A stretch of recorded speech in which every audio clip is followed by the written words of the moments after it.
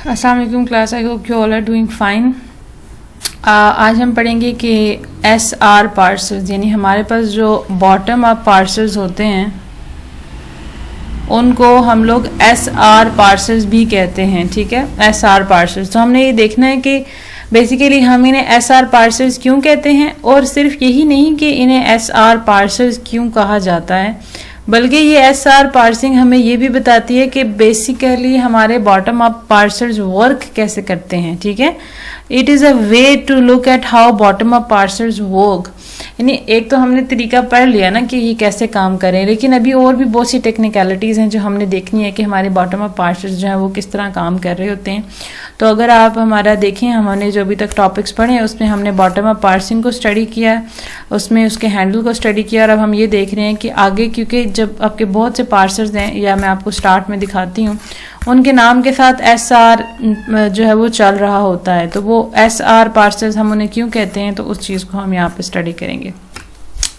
तो लिखा हुआ है bottom up parsers are also called SR parsers. So whenever you came across के जी SR पार्सर्स, तो आपको पता होना चाहिए कि बॉटम अप पार्सर्स का ही दूसरा नाम है।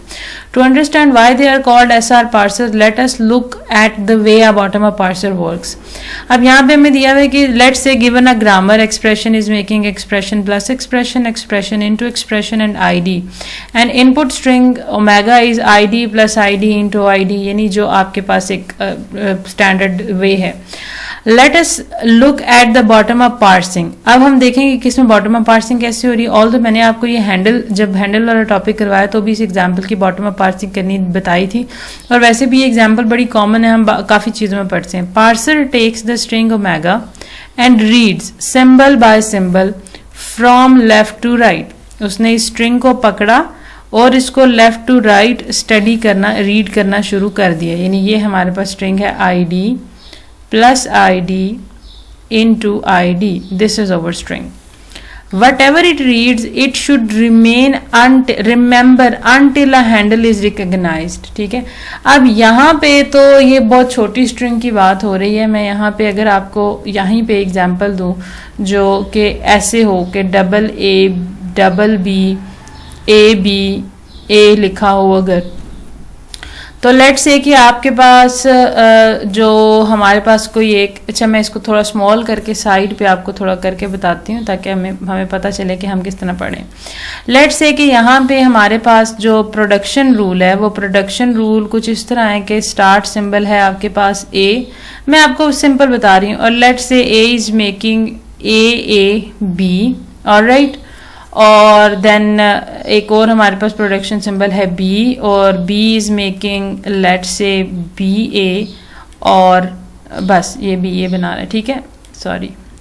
अब अगर आप इस चीज़ को देखें तो अगर हमारे पास ये वाली स्ट्रिंग हो, एक तो मैं जब कलर चेंज करती हूँ तो I have to change the colour. अगर हमारे पास ये स्ट्रिंग हो और आपका सिंबल बाय सिंबल रीड किया जा रहा है, लेट्स से कि ये इनपुट स्ट्रिंग है आपके पास, ये नीचे वाली पूरी की पूरी। अब जब आपने इसको सिंबल बाय सिंबल रीड करना है तो सबसे पहले आपने A को रीड किया, अब वो इस A को रिमेंबर करेगा, फिर वो दोबारा A को रीड करेगा एंड कीप इट रिमेंबरिंग, और फिर B को रीड करेगा। तो जब ये तीनों रीड हो जाएंगे तो उसे पता चलेगा okay it is matching with something like this, A से मैच हो रहा है। वैसे तो मैं ये रेड कलर इधर भी यूज कर लेती, लेकिन कुछ स्टूडेंट्स ने शिकायत की थी कि वो रेड और ब्लैक का कॉन्ट्रास्ट हो जाता है और फिर they don't understand what I am telling them. अब आया हमारे पास, तो हमने कहा जी ठीक है जी, इसको रिप्लेस करवा देते हैं। यहाँ पे मैं इसको लिख लेती हूँ, let's say it is AAB BA and BA। तो ये वाली चीज रिप्लेस हो गई A से। तो आपने पहले तीन सिंबल्स को रिमेंबर किया, फिर आपने अगला सिंबल B रीड किया, फिर अगला सिंबल A रीड किया, और इनको रिमेंबर रखा जब तक कि जब BA पूरा बना तो आपको पता चला चलें जी इसे रिप्लेस करवा दें B से। फिर BA को रीड किया और कहा कि ठीक है जी इसे रिप्लेस करवा दें B से। तो जब A B से रिप्लेस हो गया, लेट्स से यहाँ पे स्टार्ट में इस तरह है, तो आपने कहा कि जी ठीक है इस पूरे को हम रिप्लेस करवा देते हैं S से, और ये आपकी बॉटम अप पार्सिंग हो गई। ऑलराइट, अब यहाँ पे अगर हम इसी चीज़ को देखें तो उन्होंने कहा I have to change it and it really takes time, I don't know why. Okay, तो सो whatever is read will be stored on the auxiliary memory called stack. अब ये सारी चीजें जब आप इसे रीड कर रहे हैं तो ये कहीं पे जाके किसी स्टैक में स्टोर हो रही हैं जब तक कि हमने इन्हें मैच नहीं करना. It read symbol by symbol and stores and pushes it on to the stack until a handle is detected.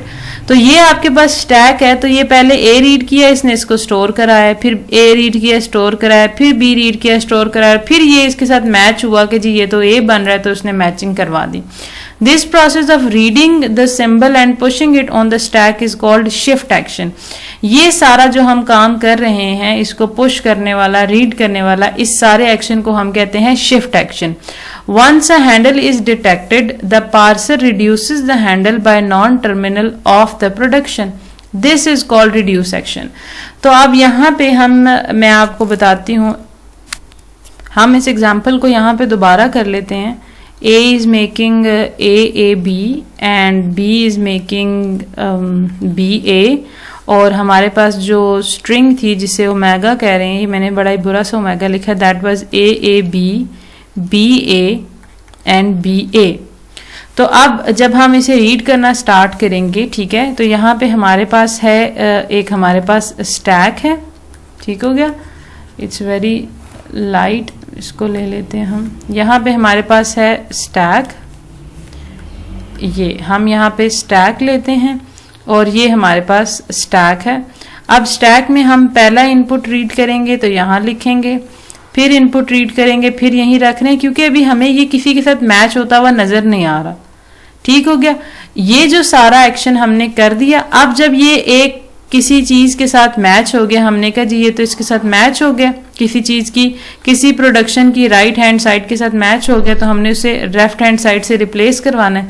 तो हमने कहा wow this is matching with the right hand side of something and we will replace it with ए.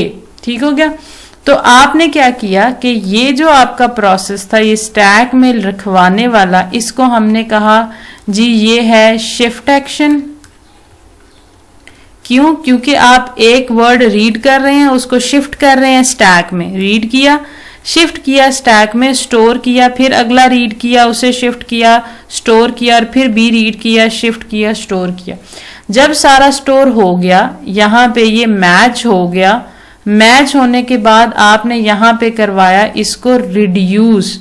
तो ये है आपका reduce action. जब आपने उसको रिड्यूस करवा दिया किसी नॉन टर्मिनल में, ये आपने इसे एक नॉन टर्मिनल में रिड्यूस करवा दिया. So this is shift action, matching and then reduce action. So that is why हमारे पास ये दो तरह के एक्शंस होते हैं. अब हम यहाँ पे देखते हैं कि आगे वो इस चीज को क्या बता रहे हैं. अब हम यहाँ पे देखते हैं कि अभी मैं इसको मैक्सिमाइज कर लेती हूँ. ओहो, एक तो this is something happens all the time. Okay, अब हम इसे यहाँ पे देख लेते हैं कि यहाँ पे हमें क्या बताया जा रहा है. दे आर सेइंग कि दिस इज, अच्छा जी यहाँ पे है हमारे पास, this is reduce action. So at any time the task performed by the bottom up parser is to read the symbol and shift the symbol until a handle is detected. When the handle is detected, it performs reduce action. So the main action performed by parser are shift or reduce. That is why it is called SR parser, which means shift reduce action is performed until the parser halts. तो shift reduce, shift से हमारे पास S आया और reduce से R आया, तो क्योंकि ये दो actions perform करवा रहा होता है जब तक वो अपना काम खत्म नहीं कर लेता. So that is why it is called SR parser, shift and reduce parser. Halting may occur in two situations, either a successful completion or occurrence of a error. ये दोनों condition में से किसी एक condition पे हमारे पास जो है parser जो है वो halt कर लेता है. ठीक हो गया. और उसके बाद है initially a stack simple bottom up parsing technique को यहाँ पे उन्होंने बताया हुआ है. Only sentential dollar sign and input buffer contains the input string omega dollar sign. Dollar sign क्या करता है वो हम बताता है एंड ऑफ द स्टैक है. While there is no handle at the top of the stack to shift input buffer read the symbol LR. LR mean left to right and push the symbol onto the stack. If there is a handle on the top of the stack, then pop the handle and reduce the handle with its non-terminal and push it onto the stack. अगर आपको start में handle मिल जाए तो आप उसे फौरन ही कर देते हैं, जैसे हम LR पार्सर में भी कर रहे थे. और अगर आपको ना मिले तो आप शिफ्ट करते रहते हैं, यानी शिफ्ट और रिड्यूस इस तरह दो तरह होता है। अब यहाँ पे हमारे पास दोबारा से वो एग्जाम्पल है जो मेरा ख्याल है हमने पहले भी हमने बिल्कुल स्टार्ट में भी यही एग्जाम्पल देखी थी। इसको सिर्फ उन्होंने एक टेबुलर फॉर्म में रिड्यूसिंग आपको बताई कि कैसे हो रही है। आप देखें कि सबसे पहले स्टैक में आपके पास एम्प्टी होता है, डॉलर साइन होता है, यानी कुछ भी नहीं है स्टैक में जो आपने स्टैक बनाया। इनपुट आपके पास A, BB, C, D, E और एंड पे डॉलर साइन है, यानी एंड पे आप सबसे पहले ए को शिफ्ट करते हैं। तो ये देखें जी, यहाँ से ए आपके पास शिफ्ट होके यहाँ पे आ गए। अब ये बच गया, आपने अब बी को शिफ्ट किया तो यहाँ ए भी आ गया। अब यहाँ पे बच गया, ये चीज बच गई। अब आपके पास जो यहाँ स्टैक में बी आपने यहाँ पे शिफ्ट किया था, आपको पता चला कि आप इसे ए से रिड्यूस कर सकते हैं क्योंकि यहाँ पे बी जो है वो ए जो है वो बी को बना रहा है, ठीक है। तो आपने इसे ए से चेंज करवा दिया। उसके बाद आपने अगला बी स्टेप में शिफ्ट किया तो ये आपके पास अगला बी शिफ्ट हो गया। उससे इस अगले स्टेप में आपने सी को शिफ्ट किया। ये देखें हमने यहाँ पे से सी को शिफ्ट करवा दिया, ए बी सी। अब ए बी सी जो है आपको पता है कि ये रिड्यूस हो सकता है ए में, तो आपने इस स्टेप में इसको दोबारा रिड्यूस करवा दिया। फिर ये डी जो है इसने शिफ्ट होना है तो आपने डी को शिफ्ट करवाया। फिर डी आपको पता है बी से रिड्यूस हो सकता है तो हमने रिडक्शन करवाई। फिर एंड पे आपने ई को शिफ्ट करवाया और ई को आपने ए से इस एस से पूरे से रिप्लेस करवाया और ये आपकी एम्प्टी रह गई और यहाँ पे आपका स्टार्ट सिंबल आ गया और ये आपको पता चला कि आपकी स्ट्रिंग जो है वो एक्सेप्ट हो गई है। तो ये आपका सारा काम है जो आपने बॉटम अप पार्सर्स में किया है और हम इसे रिड्यूस और शिफ्ट वाला चीज़ क्यों कहते हैं ये भी हमने यहाँ पे पढ़ लिया है, ठीक है। तो आई होप कि आपको इसकी समझ आ गई होगी। Thank you so much.